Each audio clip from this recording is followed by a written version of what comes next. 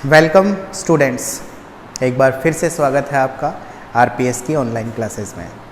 पिछले 2 लेक्चर्स में हम पढ़ रहे थे डाइजेस्टिव सिस्टम की एनाटॉमी, और उसी को आगे बढ़ाते हुए ये एनाटॉमी का लास्ट पोर्शन हम पढ़ चुके थे।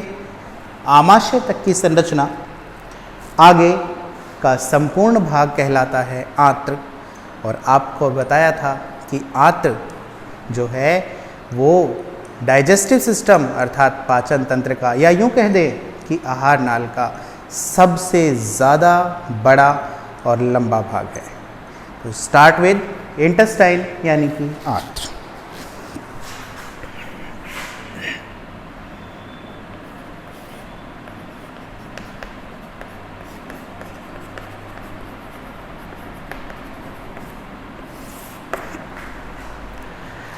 आपको पूर्व में बताया गया था कि मनुष्य की आहार नाल की लंबाई 8 मीटर के लगभग होती है, और उसमें से आंत्र का जो पोर्शन है वो अप्रॉक्सीमेटली 7.5 मीटर तक होता है। इस आंत्र को सुविधा की दृष्टि से अर्थात अध्ययन की सुविधा की दृष्टि से 2 भागों में विभाजित करते हैं। प्रथम भाग इसका कहलाता है छोटी आंत्र यानी कि स्मॉल इंटेस्टाइन, और दूसरा भाग कहलाता है इसका बड़ी आंत्र अर्थात लार्ज इंटेस्टाइन। दोस्तों, यहाँ पर नाम के अनुरूप स्थिति नहीं है, अर्थात यदि हम समझें कि छोटी आंत्र लंबाई में छोटी है और बड़ी आंत्र लंबाई में बड़ी है, तो दोस्तों ऐसा नहीं है। छोटी आंत्र की लंबाई बड़ी आंत्र से अधिक होती है। छोटी आंत्र जो है उसका व्यास कम होता है, अर्थात उसका एरिया या टीएस एरिया कम है, इसलिए उसे छोटी आंत्र कहा जाता है। और बड़ी आंत्र का जो व्यास एरिया है अर्थात उसकी चौड़ाई जो है वो मोटी है, इसलिए उसे बड़ी आंत्र कहा जाता है। लेकिन अगर लंबाई के अनुरूप देखें तो छोटी आंत्र की लंबाई ज़्यादा है, और अपने आप में ही 6 मीटर की लंबाई छोटी आंत्र कवर करती है, और बाकी की शेष 1.5 मीटर की लंबाई बड़ी आंत्र कवर करती है। तो आप देख सकते हैं यहाँ पर लंबाई के अनुरूप दोनों में कितना अंतर है। छोटी आंत्र लंबी है और बड़ी आंत्र कम लंबी है, परंतु इसका व्यास कम है, इसलिए इसे छोटी आंत्र यानी स्मॉल इंटेस्टाइन कहा जाता है, और इसका व्यास अधिक होने के कारण इसे लार्ज इंटेस्टाइन कहा जाता है। हम सबसे पहले पढ़ेंगे कौन सी? Small intestine. फिर से अध्ययन की सुविधा की दृष्टि से स्मॉल इंटेस्टाइन को पुनः 3 भागों में विभाजित किया गया है। पहला भाग ए। प्रथम भाग इसका कहलाता है ग्रहणी, जिसे कहते हैं ड्यूडेनम। ग्रहणी जो है दोस्तों, ये एक यू आकार की नलिका है जिसकी लंबाई लगभग 25 से 30 सेंटीमीटर की ही है, यानी it is approximate 25 to 30 centimetre long. Just U shape, और you can say C shape. आप सी शेप की भी कह सकते हैं, सी के आकार की, या यू के आकार की भी कह सकते हैं। अगर चित्र में देखें तो ये वाला जो आमाशय से निकलता हुआ हिस्सा है यू आकार का, ये कहलाता है ग्रहणी। इस ग्रहणी में दोस्तों पाचन की क्रिया होती है, और यहाँ पर पाचन क्रिया के लिए 2 जगह से पाचक रस स्रावित किया जाता है। 2 ग्रंथियाँ इन्वॉल्व हैं यहाँ के पाचक रसों में। यहाँ से एक पाचक रस का स्रवण होता है यकृत द्वारा।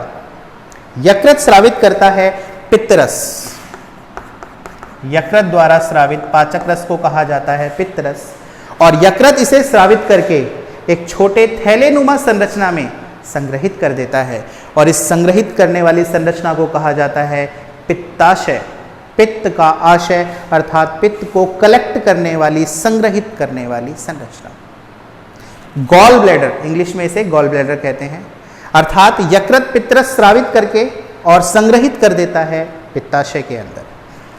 पित्ताशय से आवश्यकता पड़ने पर एक वाहिनी निकलती है, पित्त वाहिनी, और इस पित्त वाहिनी से होकर ये पित्तरस जो है ये पहुंचता है ग्रहणी में। इस प्रकार यहां पर पाचन की क्रिया को संपन्न करवाता है। और दूसरा पाचक रस यह इस ग्रहणी में आता है अग्नाशय से। अग्नाशय भी एक पाचक ग्रंथि है और यहां से निकलती है अग्नाशय वाहिनी, पैनक्रियाटिक डक्ट, और ये अग्नाशय वाहिनी अग्नाशयी रस को लेकर आती है ग्रहणी के अंदर। अगर बहुत डीप में संरचना देखी जाए तो यहां मैं आपको हल्का सा एक नोट देता हूं कि यदि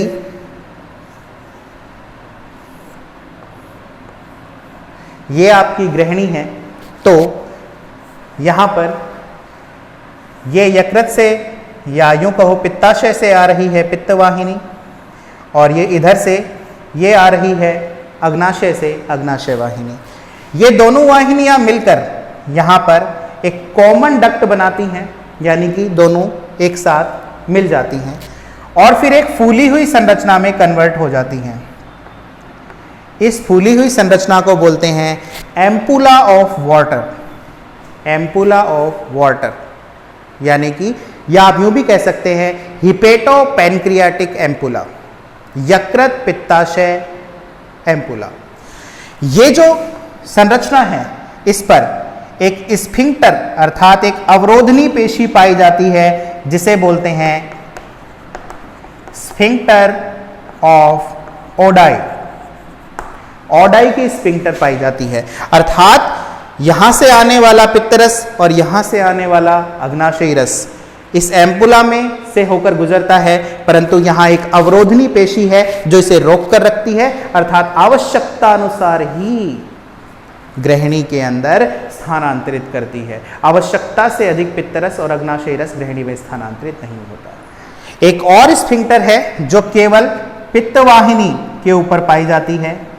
इस स्फिंक्टर को बोलते हैं sphincter of Boyden. Sphincter of Boyden. तो इस प्रकार स्फिंक्टर ऑफ बॉयडेन तो पाई जाती है पित्त वाहिनी पर, और जब संयुक्त रूप से दोनों वाहिनियां संयोजित होकर एक एम्पुला बना लेती है, हिपेटो पैनक्रियाटिक एम्पुला, तो वहां पर स्फिंक्टर ऑफ ओडाई पाई जाती है और इस प्रकार से ये दोनों वाहिनियां संयुक्त होकर खुल जाती हैं ग्रहणी में, जहां पर पाचन की क्रिया संपन्न होती है। पाचन कैसे होता है ये अगर हम उसकी जब फिजियोलॉजी देखेंगे यानी कारिकी देखेंगे पाचन की अगला टॉपिक में तब पढ़ेंगे। अभी फिलहाल हम एनाटॉमी पढ़ रहे हैं, तो छोटी आंत्र का ये एक भाग था ग्रहणी। यहां से चलते हैं आगे। अगला जो भाग है छोटी आंत्र का वो कहलाता है मध्यांत्र। इंग्लिश में इसे कहते हैं जेजुनम।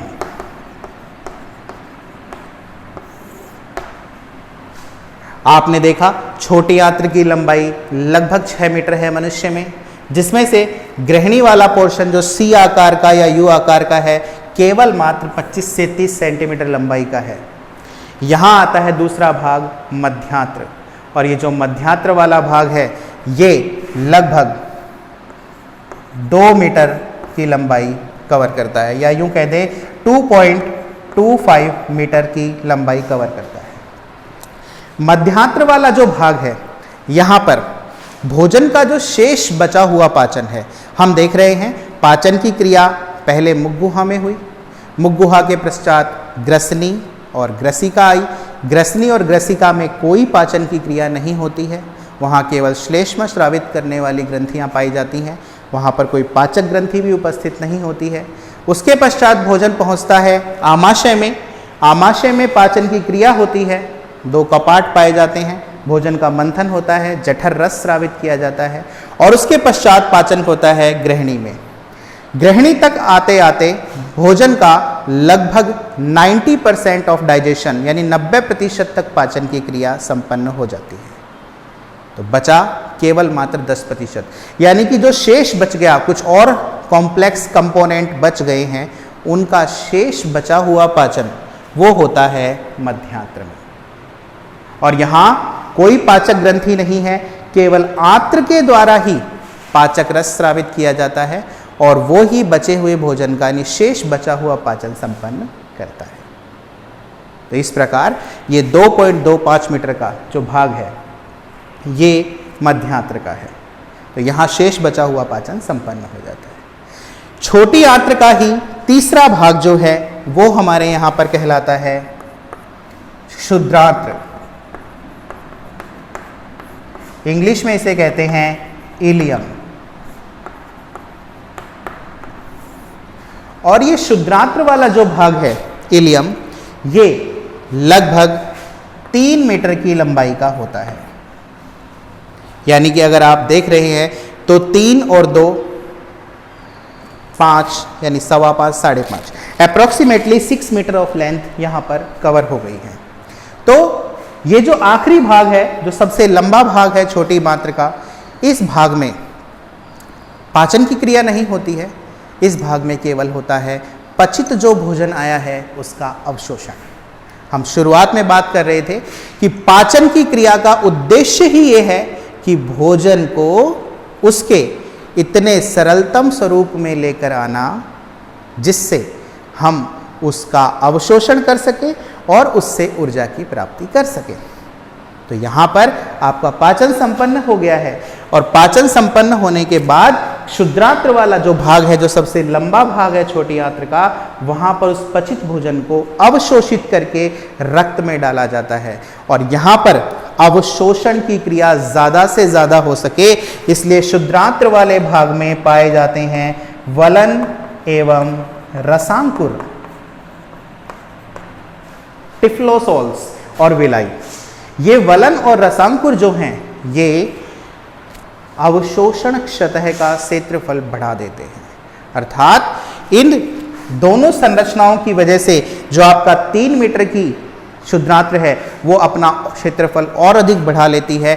और वो ऐसा इसलिए है ताकि अधिक से अधिक मात्रा में पचित भोजन को क्या किया जा सके, अवशोषित किया जा सके। तो यहाँ पर इस रसवलन और रसांकुर के कारण क्षुद्रांत्र का जो क्षेत्रफल है ये और अधिक बढ़ जाता है और इससे अवशोषण की जो क्रिया है, पचित भोजन का जो अवशोषण है वो ज़्यादा से ज़्यादा मात्रा में किया जा सकता है। तो यहाँ पर ये आपका छोटी आंत्र वाला भाग हुआ। क्षुद्रांत्र वाला जो भाग है, ये क्षुद्रांत्र वाला भाग अतिकुंडलित भाग है क्योंकि लंबाई ज़्यादा है। और ये अतिकुंडलित भाग अब आगे की ओर अग्रसर हो जाता है बड़ी आंत्र में। तो अर्थात अब आपका आंत्र का जो दूसरा भाग था जो अपन ने यहाँ छोड़ा था वो है बड़ी आंत्र, यानी कि लार्ज इंटेस्टाइन। पहले बता चुका हूं कि बड़ी आंत्र की लंबाई कम है, छोटी आंत्र की लंबाई ज्यादा है, लेकिन क्षेत्रफल अधिक होने से बड़ी आंत्र को बड़ी आंत्र कहा जाता है, जबकि लंबाई किसकी ज्यादा है, छोटी आंत्र की। तो नेक्स्ट भाग है हमारे पास बड़ी आंत्र अर्थात लार्ज इंटेस्टाइन। ये जो बड़ी आंत्र वाला भाग है ये यहां से प्रारंभ है। अगर इसकी पूरी संरचना देखें तो अप्रोक्सीमेटली ये उल्टे यू के आकार का है। किस प्रकार का? उल्टे यू के आकार का। और इस बड़ी आंत्र की लंबाई जो है वो लगभग होती है 1.75 मीटर के लगभग। इस बड़ी आंत्र का क्षेत्रफल ज्यादा है। इसे भी अध्ययन की सुविधा की दृष्टि से हम 3 भागों में क्या कर लेते हैं, विभाजित कर लेते हैं। इसका सर्वप्रथम भाग कहलाता है अंधांत्र, या इसे अंधनाल भी कह देते हैं। इंग्लिश में इसे बोलते हैं सीकम। ये वाला भाग जहां क्षुद्रांत्र और बड़ी आंत्र कनेक्टेड होती हैं, ये छोटा सा भाग कहलाता है सीकम। इसे अंधांत्र इसलिए बोलते हैं क्योंकि ये भाग कभी भी मनुष्य में पाचन की क्रिया में भाग नहीं लेता है। इस भाग में कुछ इस प्रकार के एंजाइम उपस्थित होते हैं जो आंत्र को हेल्दी रखते हैं, उसे सुचारू रूप से कार्य करने योग्य बनाते हैं। इसके अलावा जो सेल्यूलोज भक्षण करते हैं, अर्थात जो पशुओं में हैं, वहाँ पर सेल्यूलोज के जो पाचक एंजाइम हैं वो यहाँ पर पाए जाते हैं, अर्थात इनका मनुष्य में कोई डायरेक्ट इम्प्लीमेंट नहीं है। तो यहाँ पर एक भाग है जो बहुत ही इंपॉर्टेंट है, एक मुड़ा हुआ हुक के समान अवशेषी अंग पाया जाता है। अवशेषी अंग उसे कहते हैं कि जो उपस्थित है परंतु क्रियाशील नहीं है। यहाँ पर अवशेषी अंग के रूप में क्रमी रूपी परिशेषिका, क्रमी रूपी परिशेषिका जिसे इंग्लिश में बोलते हैं वर्मीफॉर्म अपेंडिक्स, यानी क्रमी रूपी परिशेषिका ये पाई जाती है। चूंकि ये क्रियाशील नहीं है, सेल्यूलोज के पाचक एंजाइम धारण करती है, अतः ये मनुष्य में अपना योगदान नहीं देती है। जो ग्रेजिंग एनिमल्स हैं, अर्थात जो चराई करने वाले पशु हैं, जो डायरेक्ट प्लांट्स को खाते हैं, उनके अंदर सेल्यूलोज का डाइजेशन होना ज़रूरी है। उसमें ये क्रमी रूपी परिशेषिका का आकार बड़ा होता है, क्योंकि वो धारण करने वाले एंजाइम क्रियाशील होते हैं और वहाँ वो सेल्यूलोज का पाचक करते हैं। क्रमी रूपी परिशेषिका चूंकि एक अवशेषी अंग है, यदि भविष्य में कभी इसका आकार बढ़ता है मनुष्य में तो ये पेन क्रिएट करता है, यानी कि ये दर्द होता है इसमें, तो इसे ऑपरेशन द्वारा, एक सर्जरी के द्वारा शरीर से बाहर निकाल दिया जाता है और इसका कोई दुष्परिणाम सामने नहीं आता है। आगे चलते हैं। बड़ी आंत्र का पहला भाग है अंधनाल, जो शुद्रांश से कनेक्टेड है। उसके बाद हमारे पास दूसरा भाग आता है। दूसरा भाग जो कि बड़ी आंत्र का मुख्य भाग है और यू के आकार का है, उसे कहते हैं बृहदांत्र, कोलोन, अंग्रेजी में कहते हैं कोलोन। ये जो बृहदांत्र है ये उल्टे यू के आकार का भाग है और यहाँ पर जो आपका पचित भोजन था उसका अवशोषण तो क्षुद्रांत्र में हो गया था, परंतु उसका शेष कुछ बचा हुआ इंपॉर्टेंट अगर उसमें कुछ है पार्ट है तो उसका अवशोषण यहाँ बृहदांत्र में होता है। इसके अलावा बहुत ही इंपॉर्टेंट बात, जो उस पचित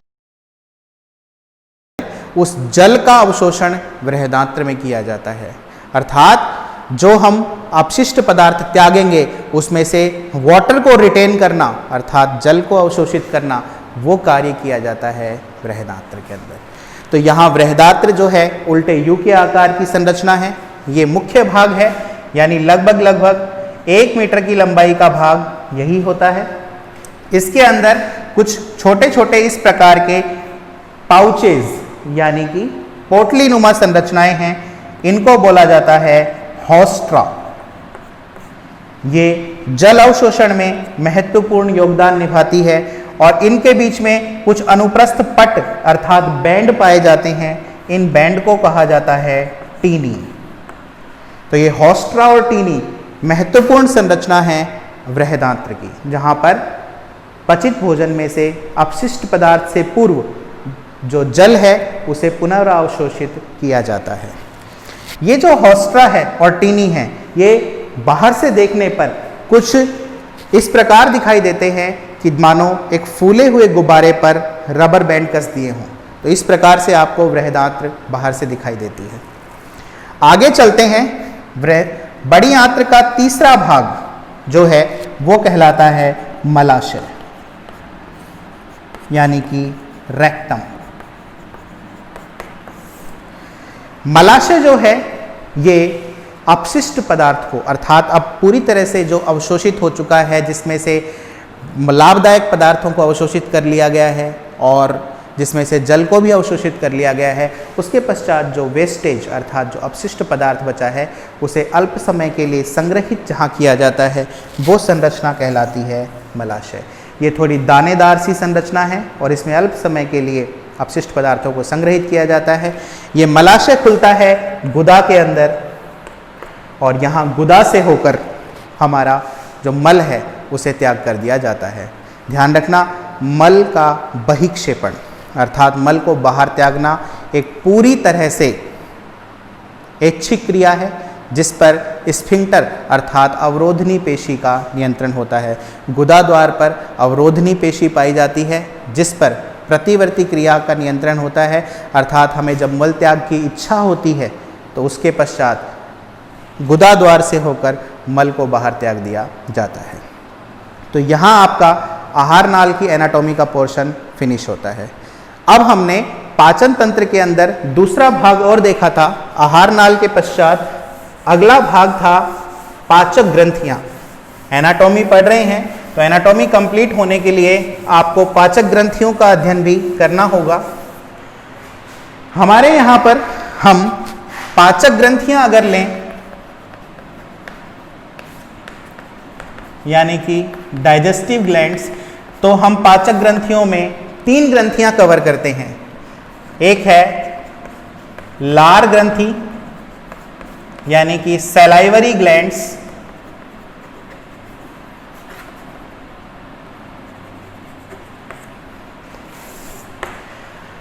लार ग्रंथि की बात करें तो लार ग्रंथि बहिस्रावी प्रकृति की होती हैं।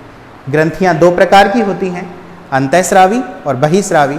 अंतःस्रावी ग्रंथियां उन्हें कहते हैं जिनके स्राव को निर्दिष्ट या लक्ष्य अंग तक पहुंचाने के लिए कोई नलिकाएं नहीं पाई जाती, वो रक्त के माध्यम से अपने स्राव को निर्दिष्ट अंगों तक पहुंचाती हैं, वे अंतःस्रावी ग्रंथियां कहलाती हैं। उनके स्राव को हार्मोन्स कहा जाता है। और बहिस्रावी ग्रंथियों में विशिष्ट प्रकार की नलिकाएं हैं जो निर्दिष्ट अथवा लक्ष्य अंग तक उनके स्राव को पहुंचाती हैं। इन्हें बहिस्रावी ग्रंथियां या नलिका युक्त ग्रंथियां कहते हैं। तो लार ग्रंथि एक प्रकार की बहिस्रावी यानी कि एक्सोक्राइन ग्लैंड्स कहलाती हैं। ये बहिस्रावी ग्रंथियां हैं। अगर मैमेलियंस की बात करें, अर्थात स्तनधारियों की बात करें, तो लार ग्रंथियों की संख्या होती है 4 जोड़ी। ये मैं मनुष्य की नहीं, स्तनधारियों की बात कर रहा हूं। ये 4 जोड़ी ग्रंथियां कौन सी हैं? पहली ग्रंथि कहलाती है नेत्र पूर्व, नेत्र पूर्व ग्रंथियां। दूसरी है कर्ण पूर्व, तीसरी है अवचिबुकीय,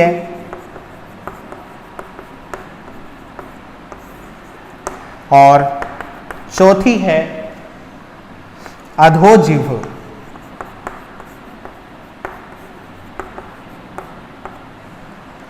इंग्लिश में कहें तो इंफ्रा ऑर्बिटल।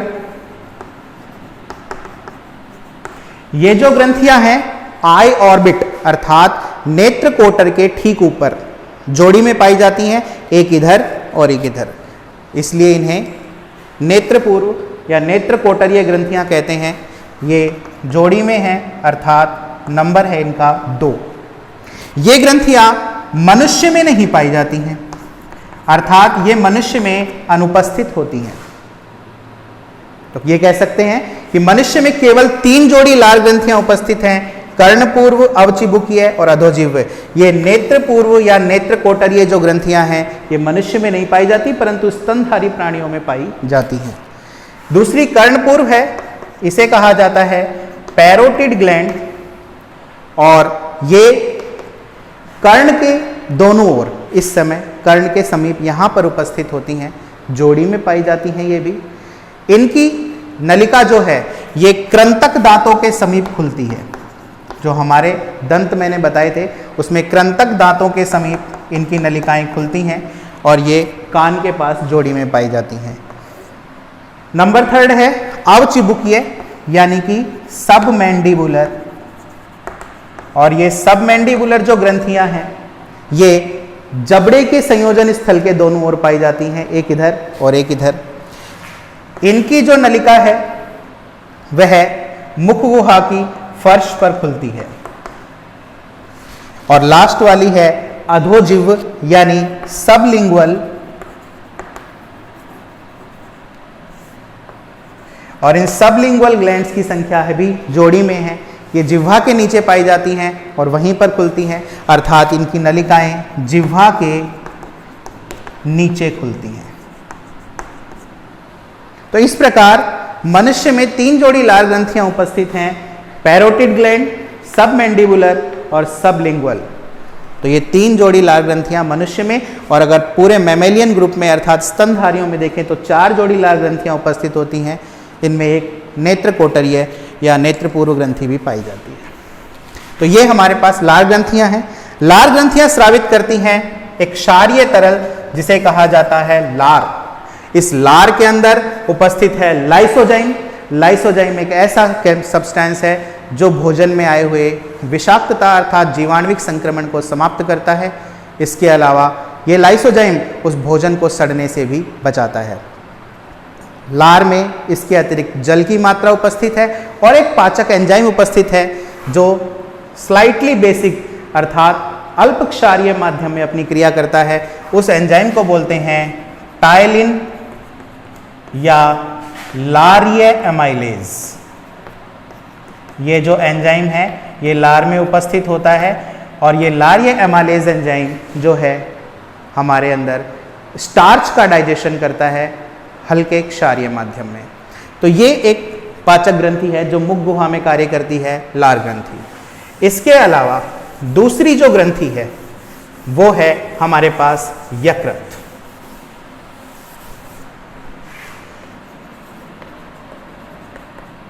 यानी कि लीवर। वैसे देखा जाए तो यकृत जो है वो शरीर की सबसे बड़ी ग्रंथि है और ये जो यकृत है ये एक स्नायु द्वारा, स्नायु मतलब लिगामेंट, इसे बोलते हैं लवित्रकार स्नायु,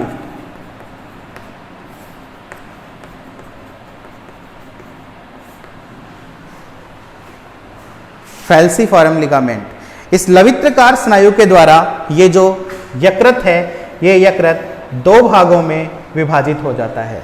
इससे दायां भाग बड़ा और बायां भाग जो है यकृत का वो छोटा हो जाता है। तो 2 पालियों में विभाजित है, दाईं पाली और बाईं पाली। मध्य में पाया जाता है जोड़ने वाला लवित्रकार स्नायु। इसके अलावा ये जो यकृत है यह पित्तरस स्रावित करता है और पित्तरस एक क्षारीय प्रकृति का रस है। वैसे इसमें कोई पाचक एंजाइम नहीं होते। पित्तरस का जो बेसिकली कार्य है वो होता है क्षारीय माध्यम बनाना। ग्रहणी में जो पाचन है वो क्षारीय माध्यम में होता है।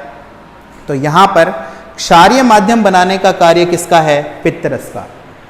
ग्रहणी में जो पाचक रस है वो मुख्य रूप से अग्नाशयी रस होता है जिसके अंदर पेप्सिनोजन एंजाइम अक्रिय अवस्था में पाया जाता है जो बाद में सक्रिय होकर आपके प्रोटीन और वसा का पाचन करता है। तो इस प्रकार ये जो पित्तरस है ये क्षारीय माध्यम बनाने का कार्य करता है। यकृत यहाँ से दूसरी ग्रंथि निकलती है तो यकृत जो है वो पित्तरस का स्रवण कर रहा है। अब हमारे पास इस यकृत के अलावा एक तीसरी ग्रंथि पाचक ग्रंथि और है जिसे हम कहते हैं अग्नाशय यानी कि पैनक्रियास। अग्नाशय जो है ये ऐसी ग्रंथि है जो बहिस्रावी और अंतःस्रावी दोनों प्रकार का कार्य करती है। अर्थात इसमें कुछ भाग ऐसे हैं जो अपने स्राव को निर्दिष्ट अंग तक पहुंचाने के लिए रक्त का माध्यम उपयोग में लाते हैं और कुछ भाग ऐसे हैं जिनके स्राव को निर्दिष्ट अंग तक पहुंचाने के लिए विशिष्ट प्रकार की नलिकाएं पाई जाती हैं। तो पाचन तंत्र की बात करें तो पाचन तंत्र में इसका योगदान बहिस्रावी के रूप में है। मैंने आपको अभी ग्रहणी का संरचना बना के बताई थी कि जो पैनक्रियाटिक डक्ट है अर्थात अग्नाशयी नलिका है वो अग्नाशयी रक्त को सीधे लाकर ग्रहणी में डाल देती है और अग्नाशयी रस एक बहुत ही स्ट्रॉन्ग पाचक रस है जो आपके वसा के डाइजेशन के अंदर बहुत महत्वपूर्ण योगदान निभाता है। अग्नाशय जो है ये एक पत्ती के आकार का ग्रंथिल संरचना है और ये संरचना क्षारीय माध्यम में कार्य करता है और क्षारीय माध्यम में अग्नाशयी रस के एंजाइम क्या करते हैं? कार्य करते हैं। इसका जो अंतःस्रावी भाग है इसके अंतःस्रावी भाग को बोलते हैं लैंगरहैंस की द्वीपिकाएं, आइसलेट्स ऑफ लैंगरहैंस। ये इसका अंतःस्रावी भाग है और यहां से स्रावित होता है एक बहुत ही महत्वपूर्ण हार्मोन जिसे कहा जाता है इंसुलिन।